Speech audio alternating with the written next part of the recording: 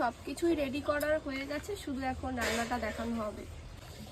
হলুদ লবণ মাখিয়ে নিচ্ছি ডিমের মধ্যে, ডিমটাকে ভেজে নেবো। এবারে ডিমগুলো ভেজে নিচ্ছি। ডিমগুলো ভাজা হয়ে গেছে, এবার তুলে নিচ্ছি।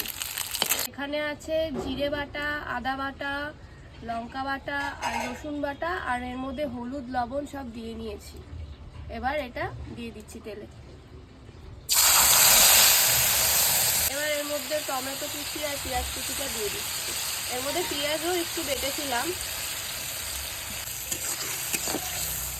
কষানো হয়ে গেছে, সোয়াবিন আর আলুটা দিয়ে দিচ্ছি।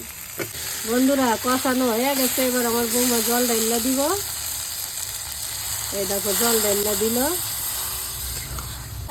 বন্ধুরা আমার ভাষা তো আমি এমনই কথা কই। একটুখানি ফুটটা লোক, তারপর আমার বৌমায় ডিমগুলো দিয়ে দিব। ডিমগুলো দিয়ে দিলাম। এবার ঢাকা দেওয়া হয়ে গেলে গরম মশলা দিয়ে নামাই দিব। ডিম কারি হয়ে গেছে, এবারে গরম মশলাটা দিয়ে নামিয়ে নিচ্ছি। তোমার জেঠিমা ডাকতেছে, সারা দাও। হ্যাঁ যাচ্ছি। আরে তুমি কি ডাকাডাকি করতেছো, রামতেছে না? কারি এবারে নামিয়ে ফেলছি।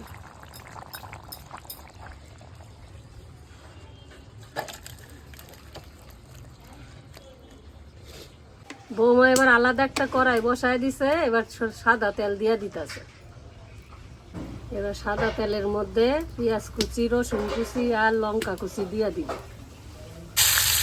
দিয়ে দিচ্ছি কালারের জন্য, পরে আবার দেব।